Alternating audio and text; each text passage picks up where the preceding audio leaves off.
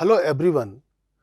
आज जो Indian olympiad qualifier का एग्ज़ाम हुआ है केमिस्ट्री ओलंपियाड का, तो उसके क्वेश्चंस हम लोग वन बाय वन क्वेश्चंस और सॉल्यूशन देखने जा रहे हैं। आई होप इससे आपको फ़ायदा होगा। आप आईआईटी के लिए तैयारी कर रहे हैं या जेईई मेंस की तैयारी कर रहे हैं, तो ये क्वेश्चंस सर्टेनली एक उसके लिए एक लैंडमार्क है, एक उसके लिए आपके पास एक अच्छी चीज़ इसमें सीखने को है। तो यहाँ हम लोग देखते हैं जो हमारा सबसे पहला क्वेश्चन है, in compound X the number of chiral centres and the number of peptide linkages are respectively. इसमें कितने पेप्टाइड लिंकेज हैं और कितने किरल कार्बन हैं। तो अब इस सवाल का जो जवाब है, तो इसके लिए हम लोग को ध्यान ये देना है कि किरल कार्बन के लिए कार्बन पे 4 अलग अलग सबस्टिट्यूएंट होने चाहिए। तो ये कार्बन तो हमारा किरल है। अगेन, क्या हमारे पास ये भी कार्बन किराल है? तो जवाब है कि हाँ, ये भी कार्बन किरल है, क्योंकि इस पे 4 अलग अलग सबस्टिट्यूएंट हैं। तो ये दोनों हमारे पास किरल कार्बन है। और कोई और भी कार्बन, अब जैसे इस कार्बन को हम किराल नहीं कहेंगे, क्योंकि यहाँ हमारे पास 2 आइडेंटिकल सबस्टिट्यूएंट हैं। Again, question number 2, peptide linkage. तो अमीनो एसिड्स के कॉम्बिनेशन में पेप्टाइड लिंकेज क्या होता है कि जहां जहां CONH2 होता है, तो ये बेसिकली कैसे बना है? तो कार्बोक्सिलिक एसिड और अमाइन से बना है, अमाइड लिंकेज है। अमीनो एसिड के केस में इसे हम लोग कहते हैं peptide linkage. This is your peptide linkage. और इसी तरीके से अगर कोई दूसरा पेप्टाइड लिंकेज की बात करे, तो ये हमारे पास दूसरा पेप्टाइड लिंकेज है।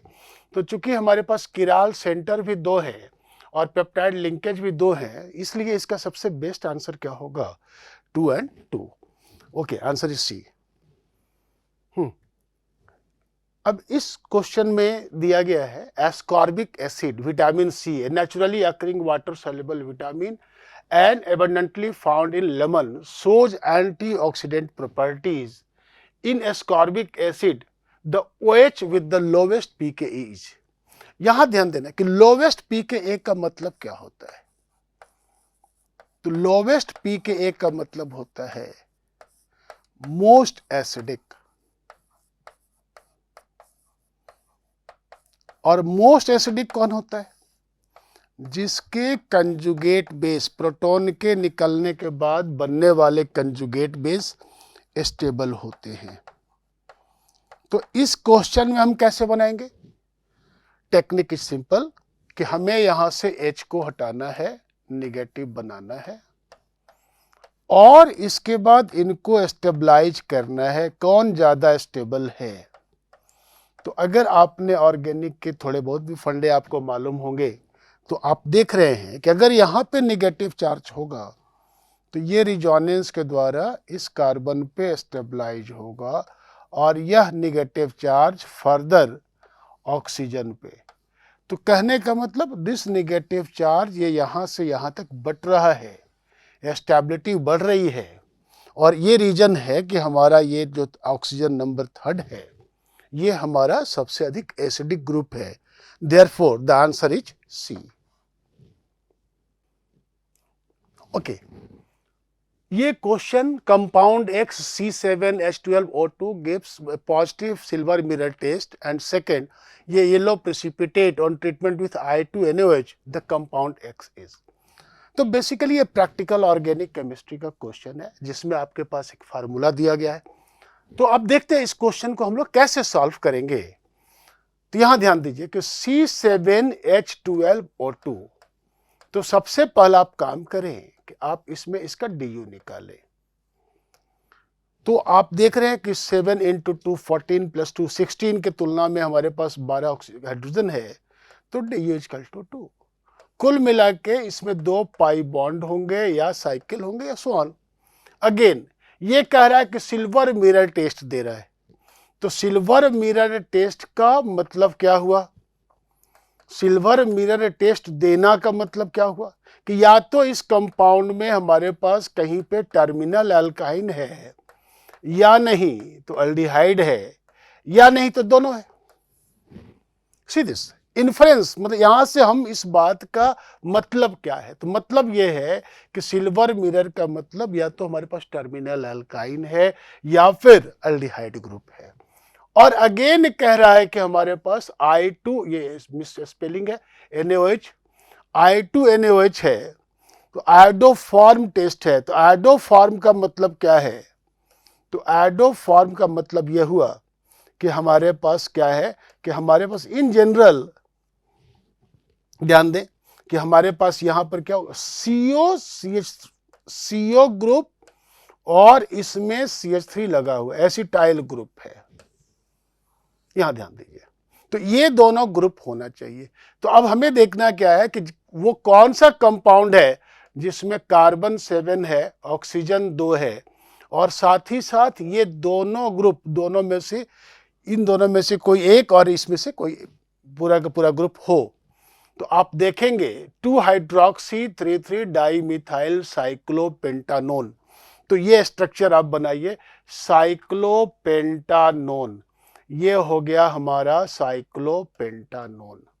और 3,3 dimethyl, this is your 3,3 dimethyl, और 2 पे हाइड्रोक्सी। अब बात निकल के आती है कि क्या ये कंपाउंड आयोडोफॉर्म टेस्ट देगा? तो जवाब है कि आयोडोफॉर्म टेस्ट नहीं देगा। अगेन 2,5 हेप्टेन डाइओन, तो 1 2 3 4 5 6, याद है 1 2 3 4 5 6 7 हेप्टेन डाइओन, 2,5 हेप्टेन डाइओन। अब ये आयोडोफॉर्म टेस्ट तो दे देगा क्योंकि इसमें CH3CO ग्रुप है, लेकिन अल्डिहाइड नहीं है, CHO नहीं है, तो ये हमारे पास क्या नहीं देगा, सिल्वर मिरर नहीं देगा। अगेन 2,2 डाईमिथाइल 3 ऑक्सोपेंटानल, 2,2 डाईमिथाइल 3 ऑक्सोपेंटानल, 3 ऑक्सो, 1 2 3 4 5, 3 ऑक्सोपेंटानल, और ये अल्डिहाइड ग्रुप है। अब यहां ध्यान दीजिए, क्या ये कंपाउंड आयोडोफॉर्म टेस्ट देगा? तो जवाब है कि इसमें CH3CO ग्रुप नहीं है, तो ये आयोडोफॉर्म टेस्ट नहीं देगा। तो ये भी आंसर हमारा गलत है। तो अब सही क्या है? Let us test the 4। 2,2 dimethyl 4 oxopentanal. अब ये डी ऑप्शन के लिए हमने यह स्ट्रक्चर बनाया 1 2 3 4 5, और पेंटानल, नल मीन्स अल्डिहाइड, और 2,2 dimethyl 4 oxo. Okay, see this. Now this compound has aldehyde group, तो ये टेस्ट कौन सा दे रहा है? Silver mirror. And this compound has keto CH3CO group, ये कोरस्पॉन्ड किसको करेगा? हमारे पास आयोडोफॉर्म टेस्ट को। The correct answer is D. Okay, अब इस क्वेश्चन में देख रहे हैं, among the following set of compounds the one in which is which a reaction between them followed by hydrolysis that does not lead to the formation of 1-phenyl 2-butanol, means किस reaction से 1-phenyl 2-butanol नहीं बनता है? यहां ध्यान देना है कि ये तो हमारे पास 1 पर 1 2 3 4, 1 2 3 4, 1 पे फिनाइल ग्रुप और ब्यूटानॉल, किससे नहीं बनेगा? तो पहला number phenyl acetaldehyde and ethyl magnesium bromide. Phenyl acetaldehyde का मतलब क्या हुआ कि ये हो गया हमारे पास फिनाइल एसिटल्डिहाइड और इथाइल मैग्नीशियम ब्रोमाइड। तो आपको पता है इथाइल इज न्यूक्लियोफाइल, यहां पे न्यूक्लियोफिलिक एडिशन होगा, तो जवाब है कि यहां पे कार्बन नंबर 2 पे OH आ जाएगा और इसके बाद 2 इथाइल हो जाएगा, तो ये सही है। ऑप्शन नंबर 2 को टेस्ट करते, बी को टेस्ट करते, ब्यूटानल 1 2 3 4, ये हमारे पास ब्यूटानल है। और ब्यूटानल में जब हम PHMgBr फिनाइल को यूज करेंगे, nucleophilic addition, electrophilic carbon, nucleophile, और ये जब ऐड करेगा तो यहां क्या दिख रहा है कि यहां पे जो OH बन रहा है वो कार्बन नंबर 1 पे बन रहा है, और हमें किस पे बनाना है? कार्बन नंबर 2 पे। तो ऑब्वियस है कि हमारा आंसर कौन है, तो बी नहीं बन रहा है, तो यहां पूछा गया डज नॉट लीड टू, किससे नहीं बनता है, आंसर इज बी। आप आगे भी टेस्ट करेंगे तो आपको पता चल जाएगा कि प्रोपानल एंड बेंजाइल, इससे भी हमारे पास यही प्रोडक्ट बन रहा है, 1 फिनाइल 2 ब्यूटानॉल और 1 phenyl 2 butanone and BH4 reduction करा करके भी यही कंपाउंड बन रहा है, इसलिए हमारा आंसर बी है। अब सी, ये क्वेश्चन जो क्वेश्चन नंबर 11 है, और मेरा अपना मानना है कि इट शुड बी बोनस। इसमें एरर है, एरर ऐसा कुछ नहीं है, क्वेश्चन इतना बड़ा खास नहीं है, लेकिन ऑप्शन कॉम्बिनेशन सही नहीं है, इसमें एरर होगा। कैसे? 1,2-डाइब्रोमोबेंजीन, ये हमारे पास 1,2-डाइब्रोमोबेंजीन है, और जैसा आप जानते हैं 1,2-डाइब्रोमोबेंजीन, हमने इसको P लिख दिया, और यहां पे डाइपोल मोमेंट होगा दोनों ब्रोमीन के कारण, और mu is not equal to 0। और इसको किस तरीके से हम क्लासिफाई करेंगे, ये कंपाउंड कैसा होगा, पोलर। सेकंड नंबर पे आता है डाई आइसोप्रोपाइल ईथर, ये हमारे पास डाई आइसोप्रोपाइल ईथर है।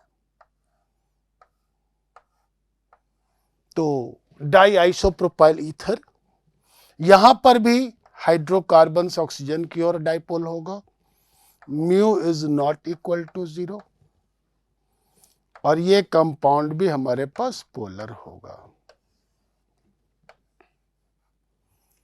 इसके बाद एग्जाम्पल नंबर 3, ट्रांस 1,2-डाइक्लोरोइथीन, हम ट्रांस की बात कर रहे हैं, तो ट्रांस 1,2-डाइक्लोरोइथीन, तो आपको पता है कि ट्रांस के केस में जो डाइपोल मोमेंट है वो कैंसिल आउट हो जाएगा, and mu is equal to 0, ये हमारे पास हो गया non polar.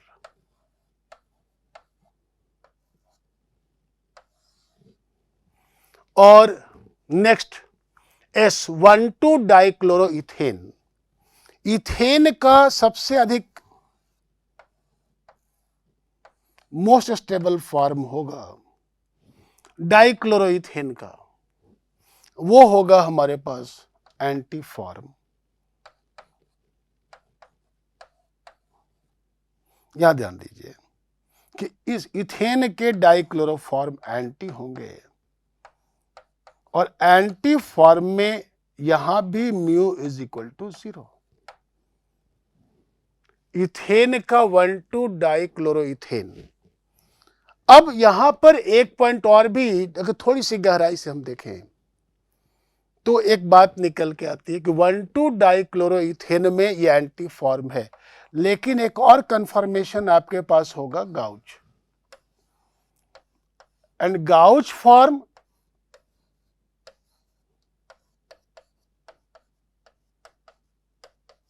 and gauge form has some amount of dipole moment। तो हम कह सकते हैं कि यहां पे थोड़ा सा डाइपोल मोमेंट मिलेगा एस में, ये ध्यान दीजिए, ये PQRS। अब यहां पर हमारे पास ध्यान रखना है, ये काफी अच्छा और काफी रिफाइंड, नॉर्मल लेआउट में ये क्वेश्चन ऐसा है कि जिसमें हम मान के चलेंगे कि ये एंटी है तो डाइपोल 0 है, लेकिन अगर गाउच को कंसीडर करें, जिसे करना चाहिए, मॉलिक्यूलर डायनामिक्स में आपको दोनों लेने पड़ेंगे, तो उस केस में this has dipole moment, and lastly we will have N-ethyl N-methyl propane 1 amine, N-ethyl N-propyl propane 1 amine। तो ऑब्वियस है, आपको भी दिख रहा है कि यहां पे mu is not equal to 0, यहां ध्यान देना है। तो अब यहां पर ये केस एस का है कि हम अगर डाइपोल मोमेंट, हम इसमें गाउच को कंसीडर करें, थोड़ा गहराई में जाएंगे, तो mu is not equal to 0, तो हमारा बेस्ट आंसर क्या होगा, polar polar and polar. The answer should be PQS।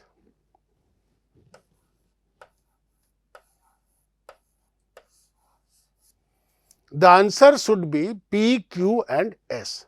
यहां ध्यान दीजिए, तो पी क्यू तो है, अब एस कहां है? इन्होंने आर दे रखा है जो कभी भी पोलर नहीं हो, पीएस दे रखा है, पीएसटी। यहां ध्यान दीजिए कि पी हमारे पास पोलर है, एक मिनट, डाई आइसोप्रोपाइल ईथर, अच्छा PS, S is also okay good, PST. तो हम इस आंसर को ले सकते हैं पीएसटी। जो दिया हुआ कॉम्बिनेशन है बेस्ट कॉम्बिनेशन तो नहीं है, लेकिन हम इसे आंसर मानेंगे पीएसटी को। क्यों? क्योंकि हमने यहां डाइपोल मोमेंट इसके गाउज के कारण कंसीडर किया है। तो PST that is the best answer among the given. वैसे अगर सही मायने में देखा जाए, ओवरऑल देखा जाए, तो आंसर क्या होता? P Q S and T. Okay, next. ये काफी अच्छा क्वेश्चन है। An aldehyde ketone in the presence of a base form a carbanion at the alpha position, which can react with a carbonyl group in an aldol type of reaction. It can also react with an olefinic double bond, which is activated by groups like CO, CN, NO2 attached to the double bond. The latter reaction is an addition reaction across the double bond. Wieland-Misser ketone is an important synthetic intermediate used to synthesize many compounds. The pair of starting materials suitable for preparation of Wieland-Misser ketone through a base catalyzed reaction is. अब ये organic chemistry के काफी advance concept. तो यहां पे मैं आपको बता दूं कि जिस किसी ने माइकल एडिशन पढ़ा हो, एल्डोल कंडेंसेशन पढ़ा हो, रॉबिन्सन एनुलेशन पढ़ा हो, तो उन बच्चों के लिए काफी इंपॉर्टेंट है कि भाई अगर हमारे पास कहीं कोई एल्डिहाइड कीटोन है, उसके अल्फा कार्बन बीटा के बाद का जो बॉन्ड बना हुआ है, ये बॉन्ड कहां से बना है, और इसी तरीके से यहां पर जो अल्फा बीटा बॉन्ड है, ये बॉन्ड कहां से बना है। या जस्ट सी, ये अल्फा नहीं हुआ, ये अल्फा है, this is alpha and this is beta. तो दूसरे मायने में देखो तो हम रिट्रोसिंथेसिस पे जा रहे हैं कि ये कंपाउंड बना कैसे। तो ये कंपाउंड, इस कंपाउंड को बनाने के लिए हमें क्या करना पड़ेगा? तो पहला नंबर कि इस कार्बन पे अल्फा एटम पे हमारे पास क्या हो, कि अल्फा पे हमारे पास हाइड्रोजन हो, अल्फा एटम पे हमारे पास हाइड्रोजन हो। तो ये कंपाउंड हमारे पास ऐसा हो सकता है कि ये हमारे पास कंपाउंड है, ओके, जहां पर हाइड्रोजन है, और साथ ही साथ अब दूसरा कंपाउंड कौन सा है? वो ये यूनिट है जो यहां से आकर के 1 by 1 ऐड हुआ है। तो दूसरा यूनिट हमारे पास है दिस वन। यहां पे ध्यान दीजिए कि यहां पर इस जगह पे आप बेसिक मीडियम में आपने कार्बनायन बनाया, और यह कार्बनायन यहां पे ऐड हुआ है, 3,4 एडिशन हो गया आपके पास इनोन सिस्टम पे। नाउ फिर बेसिक मीडियम में यहां से अल्फा प्रोटॉन को लॉस करके हम यहाँ न्यूक्लियोफाइल बना के यहाँ पे न्यूक्लियोफिलिक एडिशन कराएंगे, एल्डोल बनाएंगे, एंड फाइनली इलिमिनेशन होगा रिएक्शन कंडीशन में कंजुगेशन के एक्सटेंशन के कारण, और हमारे पास यहाँ डबल बॉन्ड बन जाएगा। See this. तो हम इस तरीके से देख सकते हैं कि यह कंपाउंड कैसे बनेगा। This is the approach. इस तरीके से हम लोग इस कंपाउंड को बना सकते हैं, और आपके पास जो ऑप्शंस हैं उस ऑप्शन में ये दिया गया है कि ये कंपाउंड कैसे बनेंगे, 1 2 3 4। तो आप देख लें कि इसमें सबसे अच्छा कॉम्बिनेशन कौन सा है। तो सबसे अच्छा कॉम्बिनेशन हमारा बी है, therefore the answer is B. और काफी अच्छा क्वेश्चन ऑर्गेनिक केमिस्ट्री का, ओके। और ये भी एक काफी खूबसूरत क्वेश्चन है जिसमें पूछा गया कि x in the following reaction is, product क्या है। और प्रोडक्ट में जो दिया गया है ये आपके पास रिएक्टेंट दिया गया, 2 मिथाइल प्रोपेनॉल, फॉर्मल्डिहाइड दिया गया, कैल्शियम हाइड्रोक्साइड दिया गया। लेकिन एक बात दी गई, excess. What this excess mean? कि एक्सेस का मतलब कि अगर रिएक्शन के अंदर में मौका मिलता है तो फर्दर भी रिएक्शन होगा। तो यहां ध्यान दीजिए कि पहला नंबर की ये जो आपके पास कीटोन है बहुत अच्छा तो नहीं, लेकिन कहीं ना कहीं कुछ मात्रा में ठीक ठाक क्या होगा, तो एल्डोल कंडेंसेशन होगा। तो एल्डोल कंडेंसेशन से फॉर्मल्डिहाइड का कंडेंसेशन होगा और फॉर्मल्डिहाइड पे क्या बनने वाला है, OH। Okay, this is the product. Suppose मान लिया जाए कि दिस इज कोई भी A। अगेन रिएक्शन कंडीशन में हमारे पास क्या है, OH माइनस है, और फॉर्मल्डिहाइड अगर एक्सेस दिया गया है तो फॉर्मल्डिहाइड भी है। अब यहां ध्यान दीजिए कि अगर इसमें अल्फा हाइड्रोजन है क्या, नहीं है। तो अगर यहां भी अल्फा हाइड्रोजन नहीं है और यहां पर भी अल्फा हाइड्रोजन नहीं है, तो एक रिएक्शन है जो थोड़े विगरस कंडीशन में, स्ट्रॉन्ग कंडीशन में हो सकता है, दैट इज कनिजारो। और उस कंडीशन में क्या होगा कि ये एल्डिहाइड और यहां भी एल्डिहाइड और OH माइनस के माध्यम से ये रिएक्शन आगे प्रोसीड करेगा। द नेक्स्ट रिएक्शन ये एल्डोल रिएक्शन हुआ, और अगला स्टेप क्या होगा, कनिजारो। और उस रिएक्शन में क्या होगा कि ये दोनों का ऑक्सीडेशन रिडक्शन होगा। फॉर्मल्डिहाइड का ऑक्सीडेशन होगा to formic acid, formate ion, and this will reduce to alcohol. So therefore the product is CH2OH, C methyl methyl, CH2OH। Again अब यह भी आगे हो सकता है क्या? तो जवाब है कि हमारे पास अब यहां पर इस जगह पे कम से कम अल्डिहाइड ग्रुप नहीं है। तो अल्डिहाइड ग्रुप नहीं है तो नॉर्मल रिएक्शन अल्डिहाइड के साथ अब नहीं होगा अल्कलाइन मीडियम में। अगर हम मीडियम को एसिडिक कर दें तो फर्दर हम रिएक्शन आगे सोच सकते हैं। Okay, thank you. तो यहां पे हमारा आंसर क्या हुआ?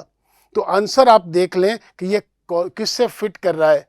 तो 2 मिथाइल प्रोपेन 1,3 डाइमिथाइल प्रोपेन है ना, 1,3 डाइऑल। तो आंसर इज ए। इस रिएक्शन में ये भी एक क्लासिक रिएक्शन है, और क्लासिक इन द सेंस कि यहाँ पे अल्डिहाइड और OH का आप देख रहे हैं इंट्रामोलिकुलर रिएक्शन है। तो इसमें सबसे पहले फॉर्मल्डिहाइड को हम एक्साइट करते हैं H3O+ से, उसके ऑक्सीडेशन हो जाएगा, और एक्साइटेशन होने के बाद फॉर्मल्डिहाइड एक अच्छा इलेक्ट्रोफाइल हो जाएगा, और अगेन मिथाइल अल्कोहल के साथ यहाँ क्या बन जाएगा, तो ये बन जाएगा हेमी एसिटल। तो यहां देखते हैं कि सबसे पहले हमारे पास क्या बनता है, HO-COH H एंड OCH3। अब बारी आती है एसिटल बनने की।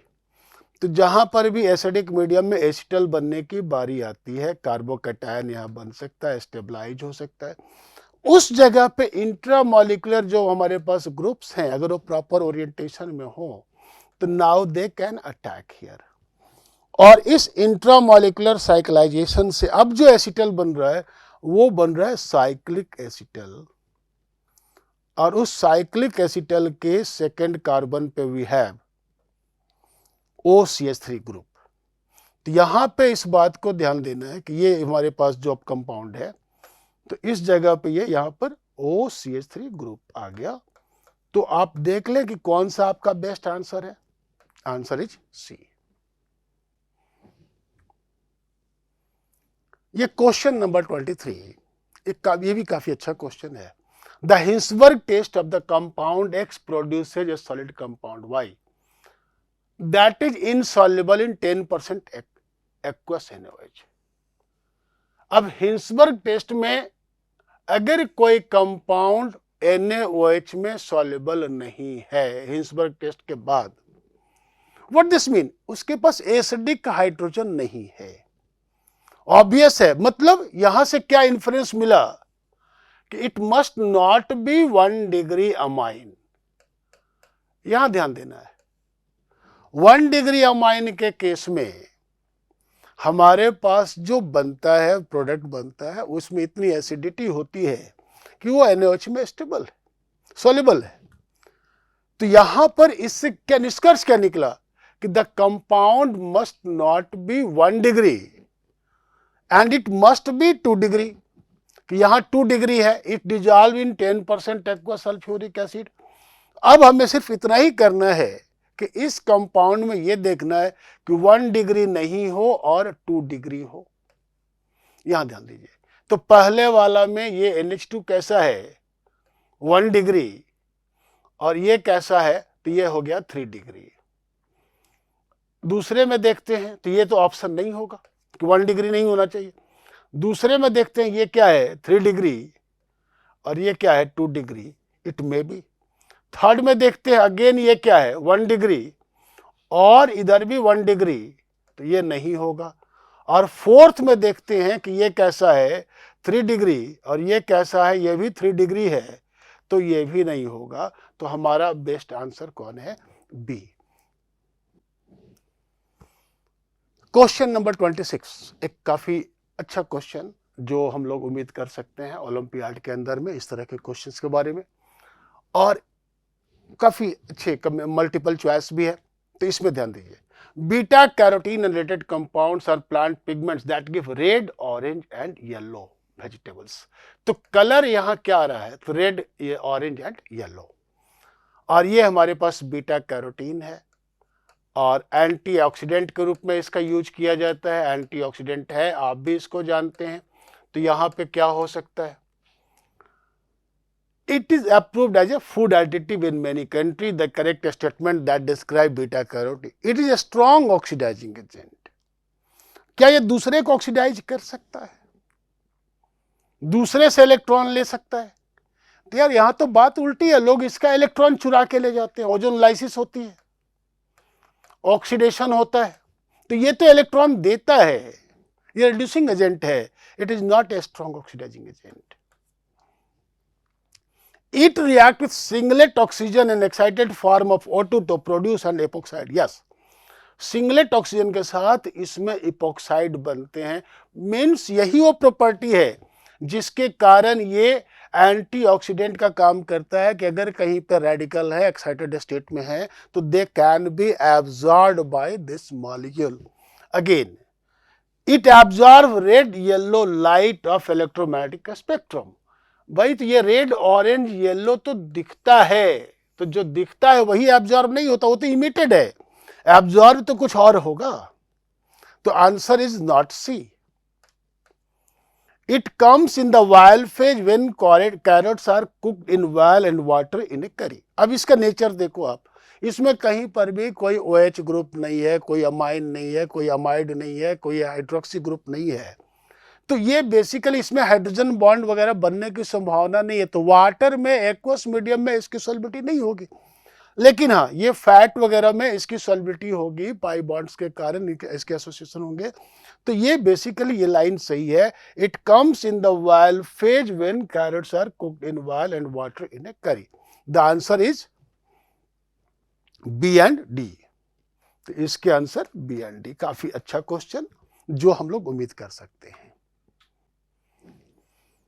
In a pair of isomers of molecular formula C5H8, both the compounds undergo catalytic hydrogenation to form compound of molecular formula C5H10. अब देखिए, आपके पास C5H8 है और इसको हम हाइड्रोजनेट किए तो क्या बना, C5H10। इसका क्या निष्कर्ष निकला, 5 into 2 plus 2, 12। तो basically this implied Du equal to 1। This compound has, मतलब हाइड्रोजनेशन के बाद भी, कैटालिटिक हाइड्रोजनेशन के बाद भी ये कंपाउंड सैचुरेट नहीं हुआ, इस कंपाउंड में Du 0 नहीं हुआ। इसका मतलब it must be cyclic. Again, अब इसमें हम क्या कर रहे हैं, on ozone lysis followed by oxidative workup, one of the isomer, इसके सपोज 2 आइसोमर्स हैं, कह रहा है कि एक आइसोमर क्या दे रहा है, इसके दोनों किनारे पे डाई एसिड दे रहा है, जो भी दे रहा है, बीच में क्या है नहीं मालूम, लेकिन ये दे रहा है एसिड।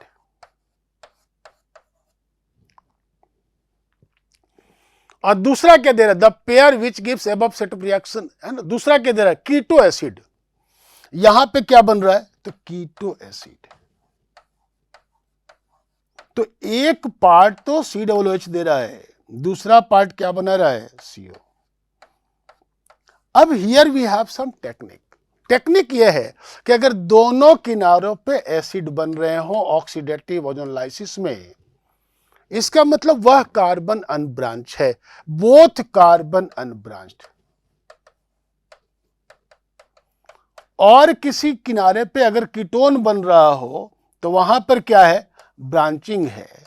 तो इस टेक्निक का आप प्रयोग कर सकते हैं ऑर्गेनिक केमिस्ट्री में। जैसे एग्जांपल देखें, अब ये देख लो कि भाई कौन सा ऐसा ग्रुप है जिसमें दोनों साइड में ब्रांचिंग नहीं है, एक, और साथ ही साथ उसमें एक जो है सो साइकिल भी है, और उसके आइसोमर में कहीं ना कहीं एक ब्रांचिंग है।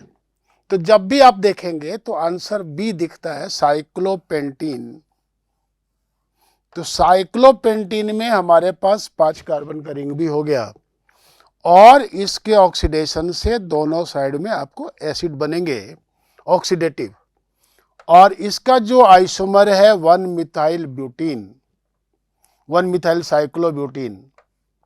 तो इस केस में अगर हम ओजोनलाइसिस करेंगे तो यहां पे हमारे पास क्या बनेगा, C double bond O, carbon carbon carbon, और इस पार्ट में क्या हो जाएगा, कार्बोक्सिलिक एसिड, कीटो एसिड।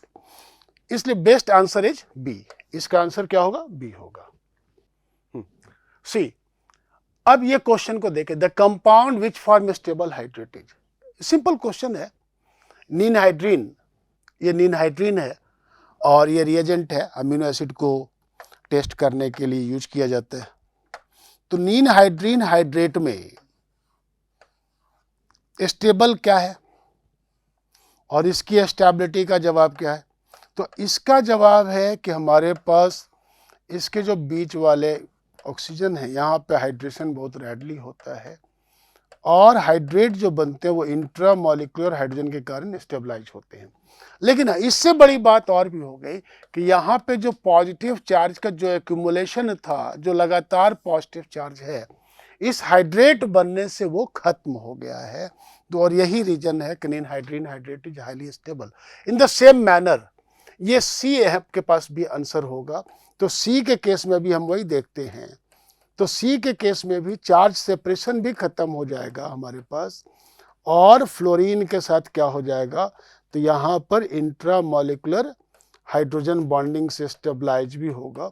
और ऐसा कोई स्टेबिलिटी फैक्टर बी में नहीं है और डी में भी नहीं है। Therefore the answer is both A and सी।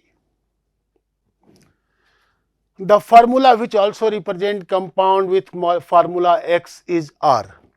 तो भाई कौन सा ऐसा फार्मूला है जो इसके जैसा है, तो देखने में थोड़ा अलग सा लग रहा है लेकिन है बहुत आसान।